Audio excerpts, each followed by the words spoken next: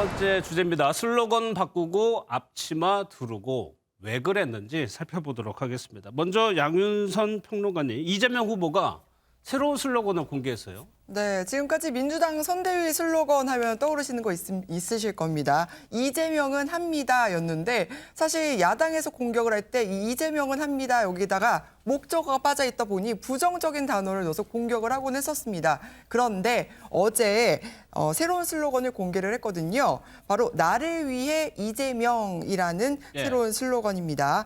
거기다 새 캐치프레이즈는요. 미래로 향한다는 뜻을 담아서 앞으로 제대로 라고 정했습니다. 이것을 카피라이터니 정철 선대위 메시지 총괄이 작성을 했다고 하는데 기억하시겠지만 문재인 대통령이 대선 후보 시절에 내세웠던 사람이 먼저다. 또 나라를 나라답게 이런 카피를 만들었던 카피라이터입니다.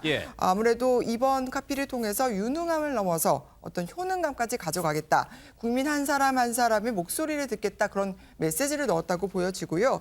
아무래도 2030 세대가 개인의 이익을 기반에 둔 어떤 가치 투표를 하는 성향을 보여주고 있는데 이런 부분을 어떤 담아낸 캐치프레이즈가 아닐까 싶습니다. 나를 위한다면 이재명 후보를 뽑으라는 얘기인 것 같아요. 정철 총괄의 얘기를 직접 한번 들어보도록 하겠습니다. 그래서 저희가 잡은 슬로건입니다. 나를 위해 이재명.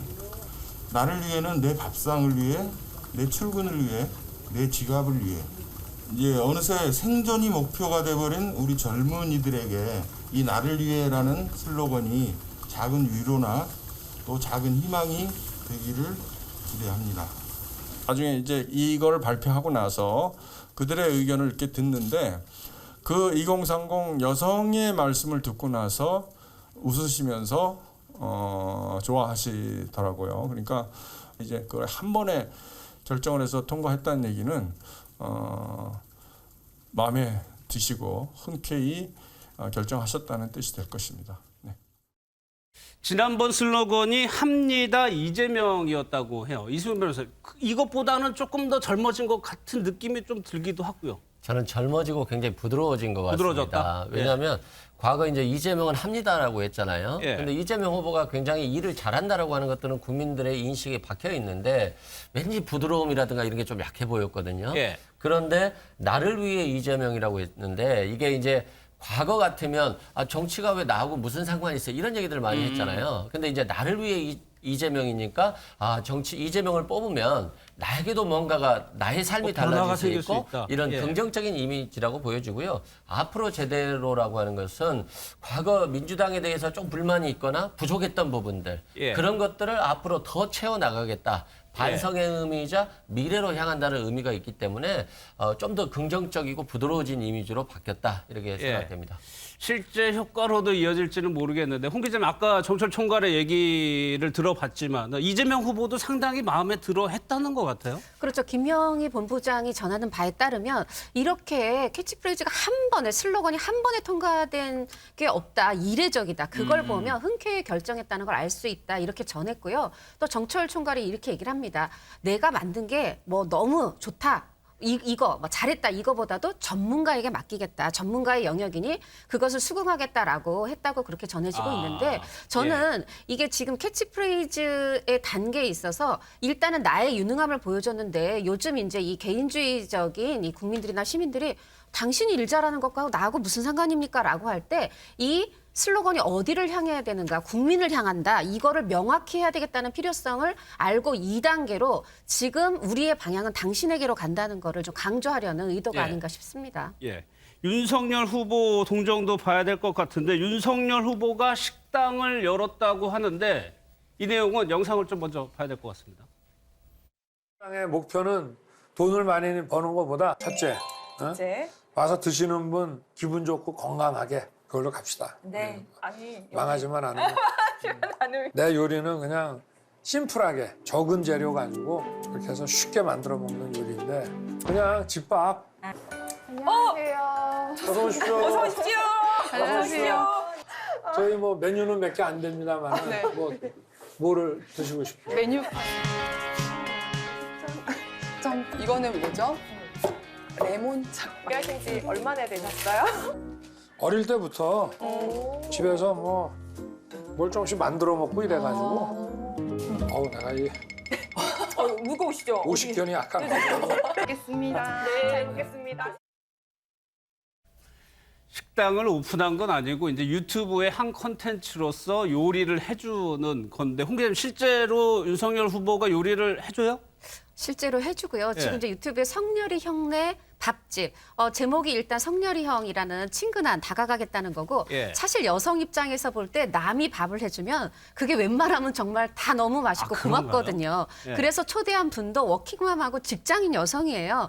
그러다 보니까 이미 마음이 아우 고마워 하는데 생각보다 손놀림이 굉장히 자연스러워요. 하다 보니까 너무 잘하시는 것 같다. 칭찬도 나오고 했더니 전문가라면은 아주 손이 보이지 않을 정도로 잘한다. 겸손도 했는데 저는 굉장히 뭐 이런 반려묘라든가 이런 유튜브도 이전에 하셨는데 그거보다는 예. 저는 훨씬 좋다라는 어. 생각이 들고 일단 밥을 해주겠다. 요즘 먹방이 아니라 쿡방이 어떤 유행인 시대잖아요. 예. 그런 시대 감각에도 맞고 굉장히 좋은 행보다 싶습니다. 실제 요리도 해주면서 그 안에서 이제 밥을 먹으러 오신 분들하고 얘기도 같이 하면서 뭔가 메시지도 전하고 다 이유가 있습니다. 대선 후보들이 하는 것들이.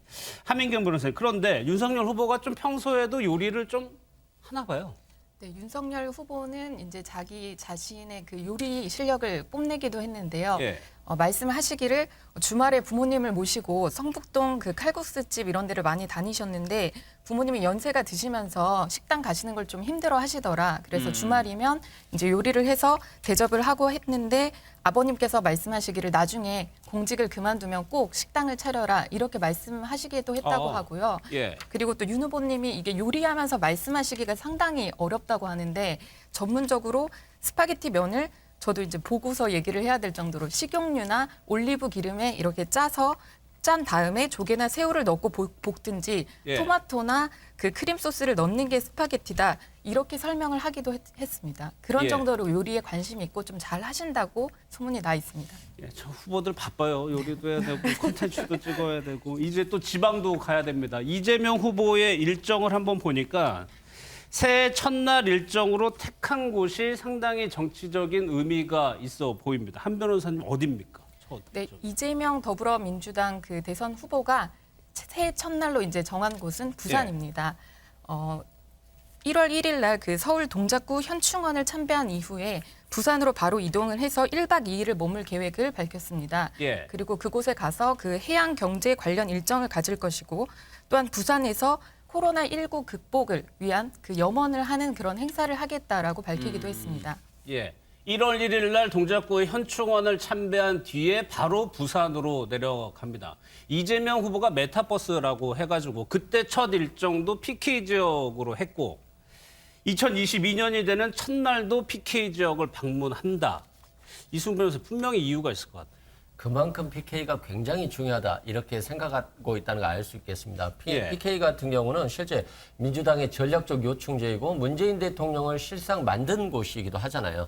그럼에도 불구하고 지금 지지율은 민주당이 더 떨어지고 있기 때문에 지지율을 꼭 만회해야 될 그런 지역이라고 생각하시면 될 것 같고 과거에 비해서 부산의 어떤 지역 발전이 더디잖아요. 그런 측면에서 지역 균형 발전에 어떤 문제도 있을 것 같고요. 최근 이재명 후보가 지지율의 상승세를 겪고 있는데 아무래도 이걸 더 좀 차이를 벌린다거나 이렇게 하려면 부산에서 또는 경남에서 더 많은 표심을 얻어야 되기 때문에 부산에서 내려가서 자신이 어떤 새 메시지로 내놓을 것 그것에 대해서 굉장히 지금 준비를 하고 있는 것 같습니다. 예, 민주당으로서는 열세 지역이긴 하지만은 계속적으로 공을 들이면서 득표율을 끌어올리겠다.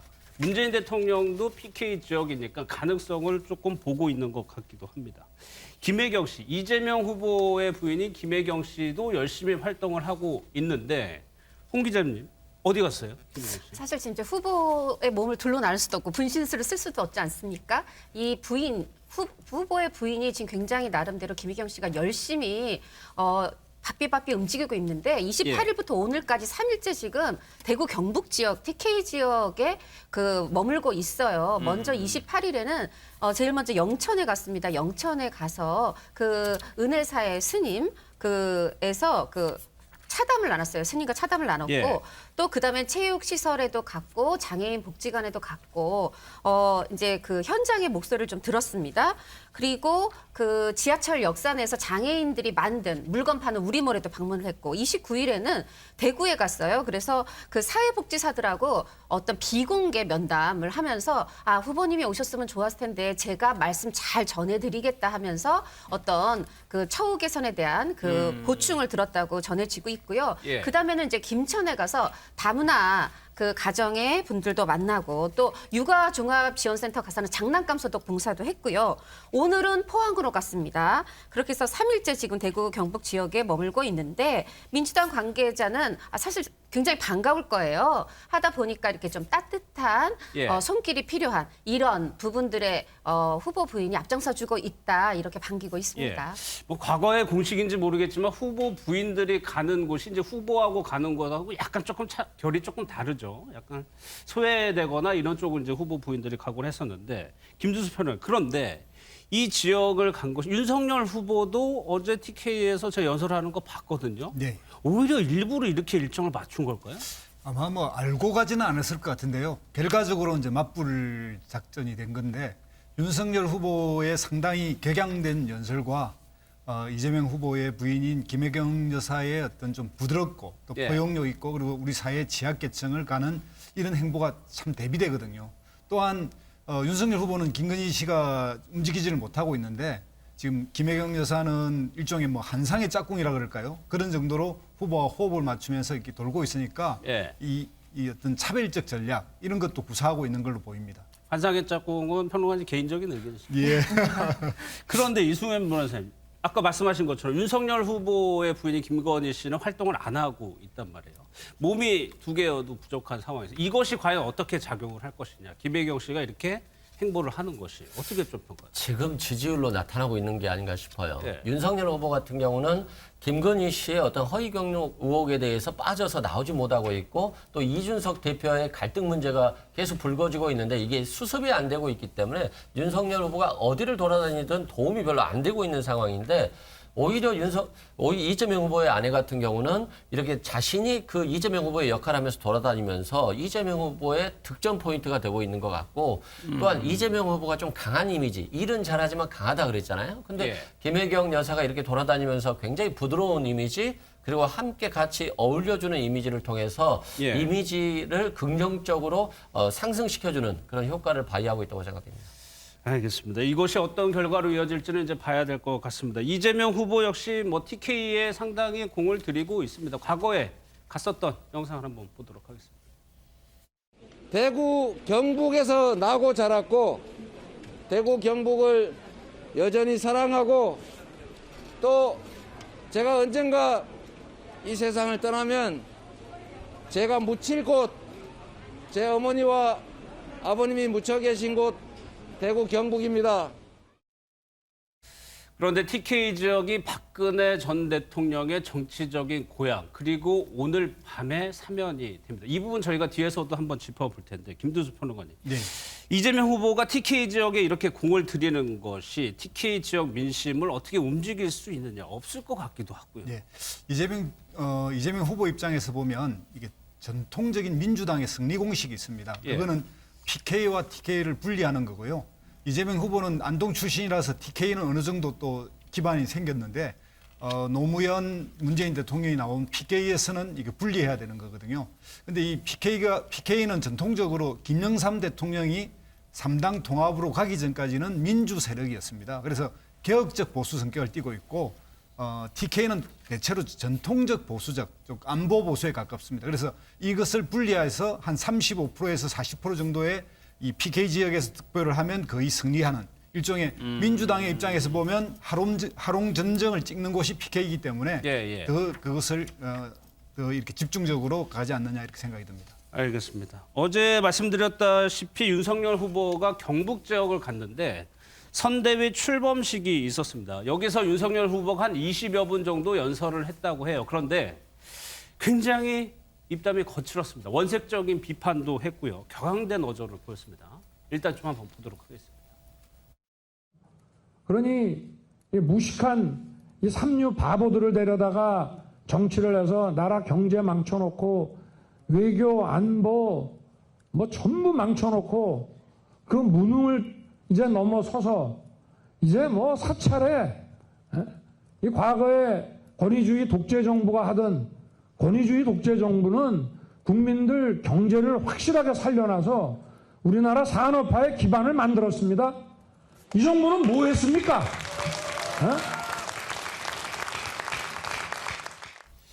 저 발언뿐만 아니고 이재명 후보가 이제 민주당 쪽에서 계속 토론을 하자고 하죠. 거기에 대해서 가짠타라는 좀 과격한 표현을 쓰기도 했습니다. 이 발언까지 한번 들어보도록 하겠습니다. 나왔군요. 드디어 나왔어요. 이재명 후보의 선택은 바로 그분이에요. 윤석열 후보에게 하고 싶은 말 있으면은 제발 좀 자주 만납시다. 하실 말씀이 있으면 저한테 있는데 해주세요. 저도 반박 좀 하게. 이런 말씀 드리고 싶지요. 후보가 저보고 토론을 하자 하더라고요. 제가 바보입니까? 국민의 알 권리가 있다고 하더라고요. 대장동과 백현동의 진상부터 밝히고 음습한 조직폭력배 이야기, 잔인한 범죄 이야기 그런 것을 먼저 다 밝히십시오. 어제 다르고 오늘 다르고 제가 이런 사람하고 국민 여러분 보는 데서 뭐 토론을 해야 되겠습니까? 할 필요가 없습니다.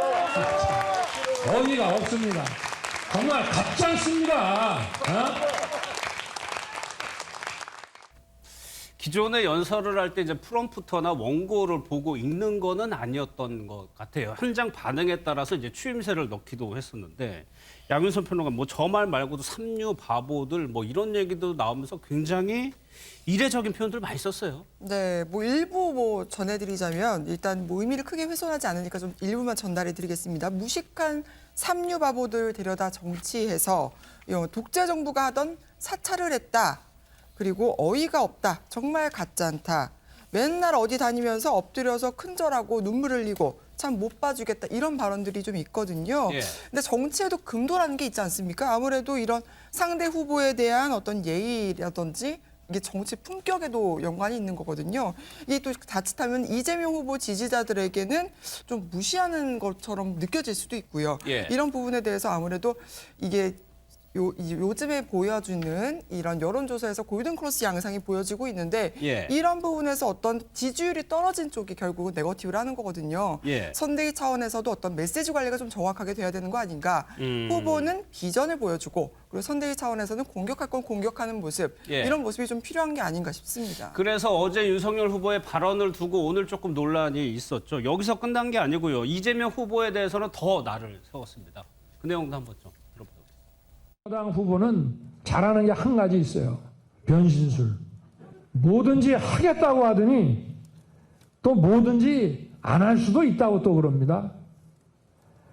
현 정권을 계승하겠다고 하더니 또 핵심 정책 줄줄이 부정합니다. 도대체가 뭔지 모르겠습니다.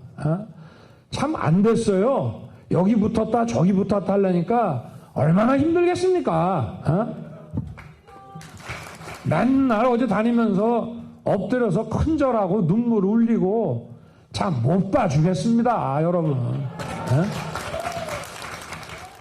이재명 후보를 비꼬는 듯한 모습도 보였는데 이승훈 변호사, 저 방금 윤석열 후보의 얘기 어떤 의미일까요?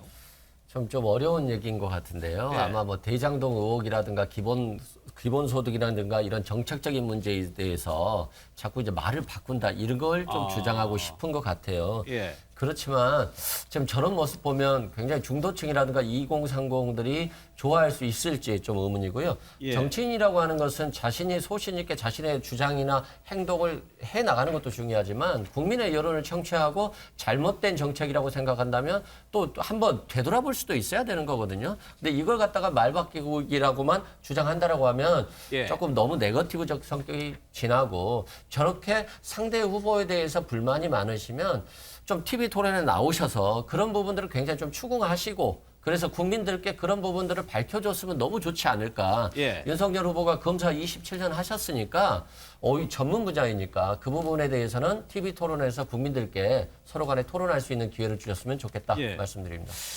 보시는 분들에 따라서 어떻게 받아들일지도 다를 것 같은데 그제요 방송기자 클럽 토론회에서 또 이재명 후보에 대해서 언급을 한 것이 있었습니다. 그때는 중범죄 확정적이다 이런 표현을 써서 또 논란이 됐었는데 굉장히 과격하죠. 공격적이고. 그 내용도 한번 들어보겠습니다. 이런 중범죄 그 확정적 거의 다른 변명의 여지가 없는 이런 후보와 국민들 앞에서 정해진 정도의 토론이 아니고 이거를 마치 미래 비전을 얘기하는 것으로서 물타기 하려는 이런 정치 공세적 토론 제의는 그걸 받아들인다는 것은 야당 후보로서 좀 취하기 어려운 태도이기 때문에 말씀을 드리는 것입니다. 그리고 이 말 자체가 토론회를 할 거냐라는 데 대한 대꾸로 나온 거지 않습니까? 예, 그래서 예. 이것은 그 제대로 된 대꾸도 아니고 본인의 이미지에도 별로 안 좋게 작용할 것 같아요. 이것은 사실 상대 후보에 대한 예의가 아니잖아요. 그 정치에도 금도라는 게 있는데 이걸 딱 보면 이제 지지율 역전됐구나라는 걸 느낄 수가 있거든요. 왜냐하면 보통은 이제 지지율이 떨어지는 쪽에서 네거티브를 걸게 돼 있단 말이죠. 다급한 마음에. 상황이 좀 달라졌구나. 윤석열 후보의 발언은 각 진영에 따라서 내가 누구를 지지하느냐에 따라서 뭐 좋게 보일 수도 있고 나쁘게 보일 수도 있어서 오히려 저희가 진중견 전 교수의 발언을 가지고 왔는데 김두수 평론가님. 예. 진 전 교수는 일단 좀 윤석열 후보 측에 조금 옹호적인 발언들을 많이 했던 분이어가지고 예. 그런데 조금 지나치다라고 평가를 했어요. 그렇죠. 그동안 진보 진영에 있다가 보수 진영의 주로 이 약간의 그쪽을 편드는 발언들을 주로 해왔고 예. 그랬는데 진중근 교수가 볼 때도 이건 좀 심하다. 어떤 금도를 넘어선 이야기가 아니냐 이렇게 이야기했는데요. 이게 윤석열 후보가 그동안 김건희 아내인 김건희 씨 리스크를 좀 수세적으로 맞이하다 보니까 좀 이걸 공세해야 되겠다 생각해서 공세를 하는 건 좋은데 후보가 할 이야기와 그 외 선거대책위원회라든지 또 국민의힘 여러 국회의원들이 할 그 단어를 좀 구분하면 좋겠다 이런 생각이 들고요. 예. 이런 이야기는 좀 세게 하고 저런 이야기는 사실은 이제 좀 바람잡이 역할을 하는 선대위의 좀 대변인이라든지 이런 걸 주로 통상 선거를 할 때는 그렇게 치르는데 예, 윤석열 예. 후보는 이걸 좀 더 구분 못하고 직접 하다 보니까 예. 이런 그 후보의 품격을 보수 그러면 품격이 기본인데 품격이 좀 안 된 후보 아닌가 이런 이미지를 주고 있습니다. 그래서 윤 후보가 왜 이렇게 공격적인 발언을 했느냐. 진 교수 분석에 따르면 지지율이 떨어지다 보니까 조바심이 생겨서 네거티브를 걸게 된다. 이렇게 얘기를 했어요. 최근에 여론조사 흐름도 이재명 후보가 상승세를 탔다는 조사들이 나오고 있고 이러다 보니까 이런 것들이 영향을 미친 거 아니냐는 해석도 나오는 것 같아요. 맞습니다. 이게 만약에 쭉 앞서 있다면 여유가 좀 있고 그리고 예. 여유가 있으면 상당히 이제 상대에 대해서도 들을 거 들으면서 다시 비판하는 이런 좀 더 이런 중도 사람들이 볼 때 더 품격 있는 그리고 더 호소력이 있는 이야기가 나올 수 있는데 뭔가 쫓기고 또 지지율이 뭐 골든 크로스든지 데드 크로스든지 이게 일어나니까 이 부분에 대해서 좀 초조함이 반영된 이야기가 예. 아닌가 이런 측면에서 보면 본인이 오히려 득점을 하는 게 아니라 실점을 하는 발언을 하고 있다 이렇게 생각이 듭니다. 예. 뭐 당연히 민주당에서도 비판의 목소리가 나오고 있습니다. 그 내용까지 한번 들어보도록 하겠습니다. 저는 품격을 지켰으면 좋겠다라는 말씀을 드리고 싶습니다. 네. 아무리 궁하고 어려워도 제1야당의 대통령 후보인데 최소한의 격은 좀 지켰으면 좋겠는데 네. 많이 궁하고 어렵가 보다라는 생각이 들고. 궁하다라는 게 지지율 하락을 지금 말씀하시는 겁니까? 그렇죠. 지금의 이제 당신의 처지가 예. 궁한 것 같고요. 예. 근데 조금 걱정되는 것이 이렇게 나오면 상대 진영에서도 감정을 건들게 되면은 정치 문화가 너무 격해지는 거 아니냐 이런 조금 우려도 나오고 있는 것 같습니다. 지금 이승훈 변호사님 거의 이제 대선이 60여일 남은 상황에서 하루가 아까운 상황이고 양쪽 진영 다 예민해질 수밖에 없어요. 그래도 조금 이렇게 격을 지키면서 선거운동을 하는 것은 어떨까 그런 생각도 듭니다. 격을 지키는 게 본인한테 유리하지 않겠습니까? 저는 그런 생각이 들고요. 실제 윤석열 후보가 뭐 바보들 모아 삼류 정치한다, 가짜다 이런 표현을 쓰시는데 본인도 어떠한 문재인 정부의 검찰총장이셨거든요. 이거 본인에게 하는 말일 수도 있습니다. 그리고 상대 후보를 지지하는 지지자들에 대한 비난일 수도 있거든요. 그런 측면에서 윤석열 후보가 아내 문제라든가 이준석 대표 문제로 굉장히 힘든 걸 알겠지만 조금 더 이성적으로 생각하셔야 될 것 같다 생각하고 이게 이제 민주당에 대한 억울함, 문재인 정부에 대한 자신의 좀 억울함 이런 것들을 감정적으로 표현하는 것 같은데 국민들이 이런 모습보다는 TV 토론에서 상대 후보에게 당당하게 물어보는 것 그걸 좀 더 좋아하지 않을까 싶습니다. 예, 이재명 후보에 대해서도 논란이 따라다니고 있습니다. 홍 기자님, 이번에는 강을 건넜냐 안 건넜냐 무슨 강을 얘기하는 거예요?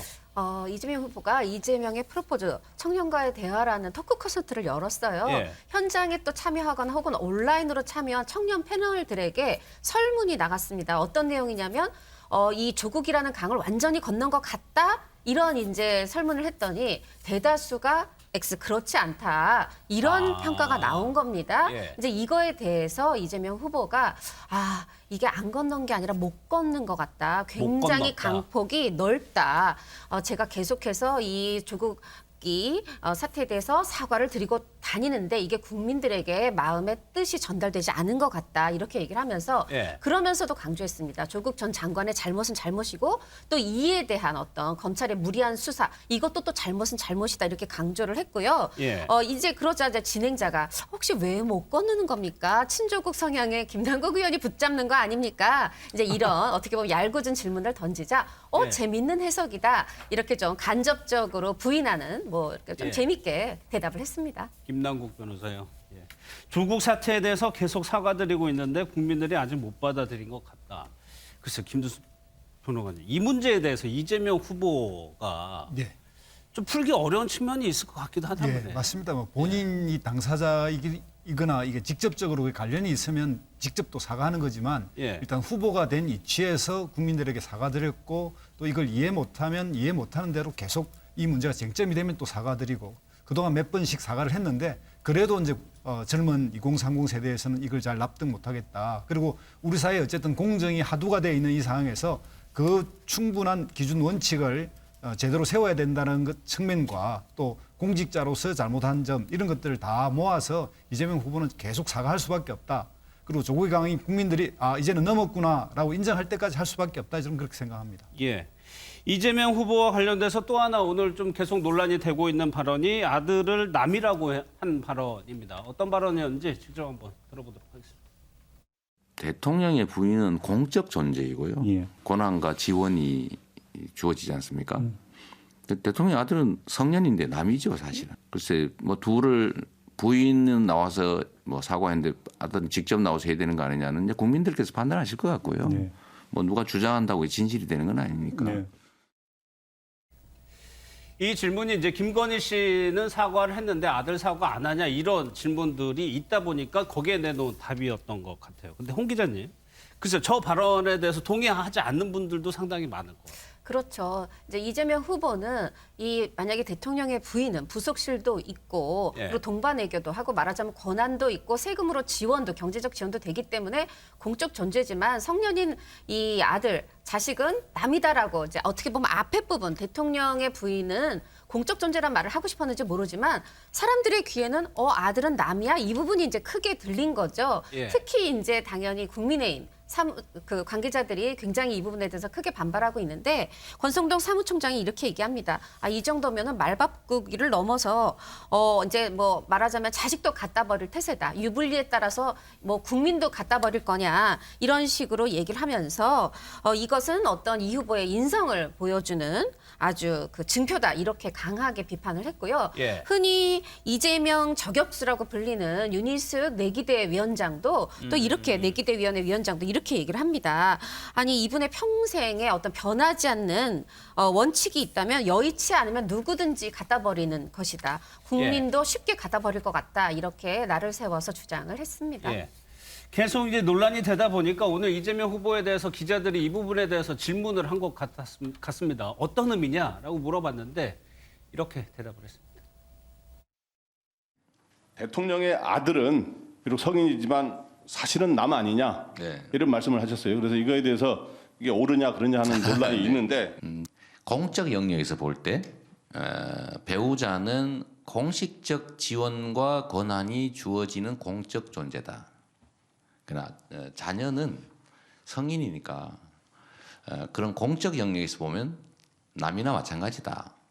이런 말씀을 드렸던 거니까 오해 안 하시면 좋겠습니다. 기준이 공적 영역이었다라는 해명인 것 같아요. 또 하나요. 이재명 후보가 김건희 씨 관련한 얘기에 대해서는 입을 열지 않았었는데 그 대국민 사과와 관련해서는 좀 평가 느낀 점이 있었던 것 같습니다. 얘기를 좀 들어보겠습니다.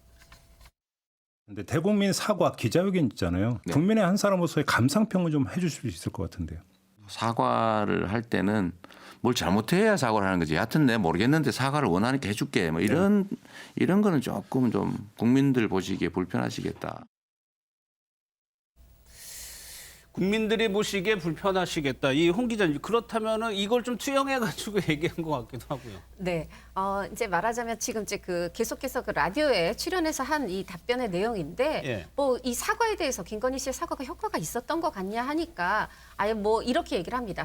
만약에 사과라는 건 뭘 잘못했을 때 그 뭐를 잘못한 거를 잘못했습니다. 사과를 해야 되는데, 아예 나는 뭐 잘못한지는 모르겠는데 일단 사과를 원하니까 해줄게.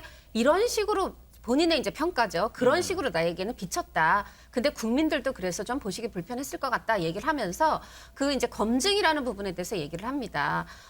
대통령이 국민의 어떤 생활을 성들이죠. 통째로 책임지는 대통령을 뽑는 거다 보니까 본인 자신을 포함해서 후보들은 피할 수가 없다. 무한 검증을 받아야 된다라고 하면서 본인뿐 아니라 뭐 가족 또 이제 측근 혹은 현재뿐 아니라 과거에 대해서 무한 검증을 받아야 된다. 뭐 이렇게 얘기를 했는데요. 예. 만약에 저는 이 말에 비춰본다면 그 가족의 또 사실은 공적 지원을 받지 않더라도 아들도 포함되는 부분이거든요. 예. 또 이런 부분도 국민들은 한마디 한마디 새겨 듣고 있다 생각해 주시면 좋겠습니다. 예.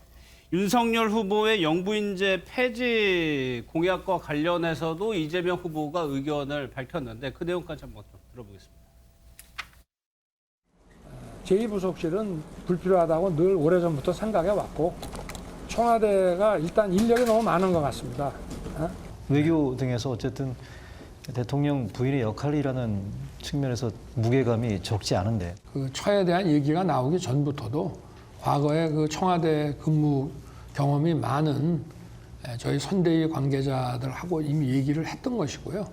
그 영부인이라는 호칭도 과하고 사고 유형이 조금 이해가 좀 안 됩니다. 어떤 점에서? 그건 하나의 제도잖아요. 본인에게 생긴 문제를 덮기 위해서 제도를 없애버리겠다. 좀 납득이 안 돼요. 부인에게 문제가 있어서 그 부인의 문제를 해결해야지 제도를 없애버린다. 예를 들면 퍼스트 레이디라고 하는 게 폼으로 있는 존재가 아니지 않습니까? 부인 외교들도 있는 것이고요. 네네. 부부 동반해서 해외 가을 때 지원도 하고. 근데 그런 기회를 다 봉쇄하겠다고 하는 게 대체 누구를 위해서?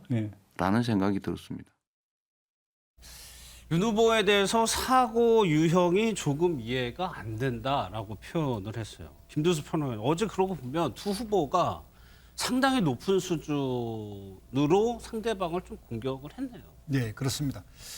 통상 이제 개인의 문제가 생겼을 때 제도를 좀 핵심해서 어떤 걸 고쳐야 하는데요. 이런 경우에는 그 자체를 없애버리는 거거든요. 그래서 이게 마치 이제 좀 조금 더 심하게 비유하면 세월호 당시에 세월호 문제가 터지니까 박근혜 대통령이 해양경찰청을 해체시킨 것처럼 그 문제의 본질을 보지 않고 다르게 국민들에게 일단 요구하는 걸 다르게 이렇게 진안하는 이런 방식은 제대로 된 정치인이라고 볼 수 없습니다. 그러니까 지금 이제 제2부속실 같은 경우에는 대통령 부인에 대한 수행이든 여러 행사에 필요할 수밖에 없는 조직이고요. 또 영부인이라고 하는 호칭이 대통령의 부인이란 뜻이 아니라 남의 부인을 좀 존칭하는 의미에서 영부인인데 그 의미도 정확하게 뭐 그런 그 용어도 바꾸자고 이야기하는 것까지 해서 좀 저 인식에 있어서는 자기의 그 부인의 리스크가 있더라도 이 제도의 문제에 대해서는 제도 개혁에 대해서는 좀 다르게 생각해 볼 필요가 있다 이렇게 생각이 듭니다. 예.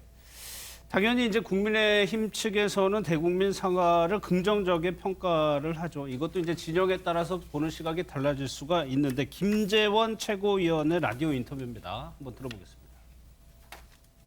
사실 김건희 대표의 경우에는 가장 중요한 것이 그 자신의 감정을 솔직하게 표현하면서 사과하는 건데 남편에 대한 미안함도 있고 그렇더라도 유권자들 국민 여러분이 저 남편은 굉장히 좋은 사람이고 내가 보는 한도에서 이런 사람이니까 정말 남편을 좀 지지해달라라는 아주 그 감동적인 선거운동을 한 것 아닐까요?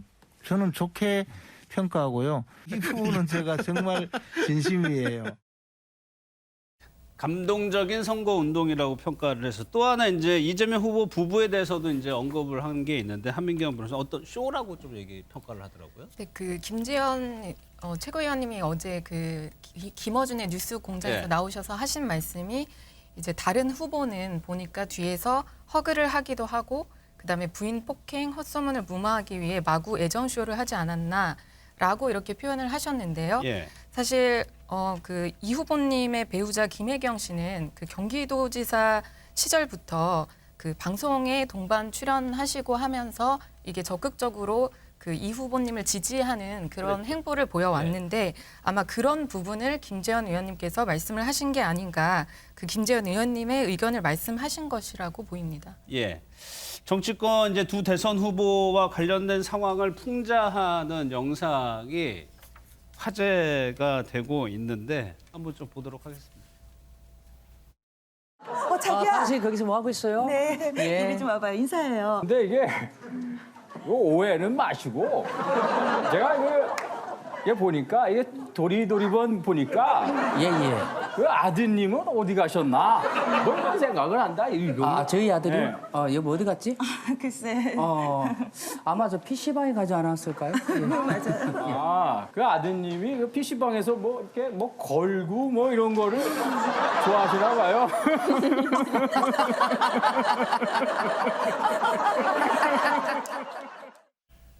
누구라고 말씀을 안 드려도 아시겠죠. 윤석열 후보를 향해서도 또 있다고 합니다. 그 내용까지 한번 보겠습니다. 어머. 나도 잠시 롯데백화점에서 프랑스 자수 배웠어요. 거기 혹시 몇 기세요? 근데 몇 기였더라? 갑자기 기억이 안 나는데. 5기였다. 나도 5기인데. 어머 세상에. 너무 소름이다. 어머 근데 왜 나는 처음 뵀을까? 사람이 워낙 없어서 서로 다 아는데. 근데 제가 한 번 나갔어요. 한 번. 근데 그것도 어쨌든 나간 건 나간 거니까. 아니 뭐 이게 오해는 하지 마시고 이게 뭐 저랑 결혼하기 전이고 기억도 나지 않고 뭐 이게 저희 들어가겠습니다. 잠시만요. 저희가 뭘 하려고 하는 게 아니고요. 오늘 또 크리스마스고 하기 때문에 또 기념 촬영하려고 합니다. 네. 예. 메리 크리스마스. 너무 민낯이어가지고. 아쉬워. 저 영상에 대해서 홍 기자님 글쎄요. 이게 후보 측에서 반응을 내기도 애매해 보이고 뭐 그 반응이 있나요? 반응 없습니다. 네. 사실 이 개그는 개그일 뿐이라고 하잖아요. 이런 개그에 대해서 논평을 뭐 내놓는다, 반응을 보인다, 아마 국민들이 속이 옹졸하다고 할 것 같고요. 그렇지만 시청자 반응은 뜨겁습니다. 지금 뭐 불과 3일 만에 조회수가 40만. 특히나 지금 이제 보셨던 그 이제 후보의 부인 목덜미를 잡고 이렇게 뭐 누르는 장면이라든가 뭐 그 외에도 뭐 어떤 이력에 대한 뭐 의혹 아니면은 또 아들에 대한 의혹 이런 것들이 재밌게 소재로 쓰였기 때문에 지금 반응이 뜨거운데요. 이것에 대해서 그렇지만 또 호평도 있지만 이거에 대한 또 쓴소리도 이렇게 나눠지고 있는데 호평은 이렇습니다. 말투라든가 화법이라든가 이런 인물들의 특징을 뭐 몸짓이라든가 이 도리도리 번 뭐 비롯해서요. 굉장히 특징을 잘 살렸다. 뭐 이렇게 호평을 하시기도 하고 이렇게 정치 풍자가 있어야 민주주의다. 그리고 또 여야 가리지 않고 모두 다 비판한 것에 대해서 칭찬하는 분들도 많으십니다. 그렇지만 반면에 아니 이게 지금 보면 너무 도드라지는 부분만 어떤 본질과 떨어진 이런 도드라지는 부분만 선택적으로 풍자한 거 아니냐. 정치 정책이라든가 여의도의 기득권 정치인에 대한 어떤 그 비판은 없다. 이렇게 또 아쉬워하는 분들도 계십니다. 최근 이번에 대선에 이제 비호감 대선이라는 표현을 언론에서 이제 간혹 쓰기도 합니다. 그러다 보니까 여론조사에서 후보 교체에 대한 것도 물어보기 시작을 했어요. 양윤선 평론가님, 국민들의 의견 어떻게 나왔나요? 네, 국민 절반 이상이 무려 56.6%나 여야 대선 후보 교체가 필요하다는 것으로 나타났습니다. 특히 이 국민의힘 지지층에서 요구하는 후보 교체론이 여당 지지층의 2배나 많았습니다. 국민의힘 지지층은 70.4%, 그리고 더불어민주당 지지층은 35.7%로 나왔거든요. 예. 아무래도 정권 교체 열망이 높았는데 윤 후보에 대한 지지율이 떨어지고 있다 보니까 그러면 후보를 교체해서라도 정권 교체 열망을 실현해야 되는 거 아니냐 예. 이런 어떤 열망을 보여준 지표가 아닐까 싶은데요. 아무래도 이번 앞서 열흘 정도 기간 동안 이준석 대표가 당을 박차고 나갔습니다. 그렇기 예. 때문에 이런 소위 이준석 리스크라고 하는 부분에 대한 어떤 당내 분란이랄지 이런 부분에 대해서 계속해서 안 좋은 메시지들이 나오고 있기 때문에 예. 이 부분에 대한 영향이 아닐까 싶습니다. 내가 지지하는 정당의 후보를 그 지지자들이 어떻게 보느냐가 핵심일 것 같은데 국민의힘 지지층에서 민주당 지지층보다 배 정도 나왔다는 거는 김두수 평론가님. 글쎄요. 윤석열 후보에 대해서 국민의힘 지지자들은 조금 불안감을 느낀다고 봐야 되는 겁니까? 이 근본적으로는 그 후보가 존재하는데 후보와 경쟁했던 홍준표 의원이 이게 지금 합류하지 않고 밖에 건재하고 있거든요. 예. 그러니까 이게 실제 이제 경선에 뽑힐 때 국민의 지지와 당원의 지지가 달랐고 이 국민의 지지가 높았던 홍준표 후보가 그냥 흔쾌히 합류해서 전적으로 밀어줘도 불안할 건데 현재 이제 밖에 존재하니까 일종의 대체제가 있다는 측면이 하나 있고요. 예. 또 하나는 윤석열 후보 본인의 그 리스크가 생각보다는 크다는 겁니다. 이 가족과 얽혀 있는 이게 크고 이것이 작동하고 세 번째로는 이준석 당대표와의 이 갈등, 이 관계를 풀지 못하니까 예. 국민 지지자 입장에서 볼 때 약간 윤석열 후보가 사면 초과에 몰려 있는 거 아닌가 이런 느낌이 들 정도로 예. 본인의 선거 전략도 여기에서 세대 전략을 쓰려고 했던 이준석 후보와의 충돌이 되면서 신재라든지 이런 사람을 영입한 거에 대한 충돌까지 일어나면서 후보 본인과 선거 전략과 후보를 끌어가는 선거사령부 이 모든 부분에 난제가 발생하면서 이런 예. 그 후보를 좀 교체해야 되는 거 아닌가 하는 이런 불안감이 올라오고 있다고 생각이 듭니다. 어제 이재명 후보는 이낙연 대표하고 처음으로 공식 활동을 하기도 했었죠. 근데 말씀하신 것처럼 홍준표 전 대표는 아직까지 공식적인 활동이 없다. 홍 기자님, 여기서 홍준표 대표가 코멘트를 했단 말이에요. 맞습니다. SNS에 글을 올렸습니다. 예. 어떤 내용이냐 하면 이렇습니다. 지금 이준석 대표에 대한 얘기인데요. 지금 이준석 대표와 윤석열 후보 간의 이런 내용, 이 갈등에 대해서 윤석열 후보가 직접 나서야 된다는 겁니다. 그렇지 않으면 이게 말하자면은 이준석 대표를 핍박하면 이게 선거가 어려워질 수 있다. 그렇기 예. 때문에 이준석 대표가 좀 못마땅하더라도 포용하셔라. 이렇게 어떻게 쓴소리를 올렸는데 예. 홍준표 의원은 전 당대표는 계속 또 쓴소리를 하면서도 덧붙이는 말이 있어요. 나는 지금 선거를 이기기 위해서 하는 고언이다. 그 부분은 동일하다. 그런 얘기를 하고 있습니다. 예, 지금 지지율이나 그런 교체 여론의 본질을 이제 후보와 가족들의 비리라고 홍준표 전 의원은 보는 것 같아요. 거기에 대해서도 후보가 본인이 직접 판단을 해야 되고 지금 이준석 대표 얘기도 나왔는데 다음 얘기가 이준석 대표와의 관계 부분입니다. 아직까지 선대위로 들어왔다는 소식 나오지 않고 있죠.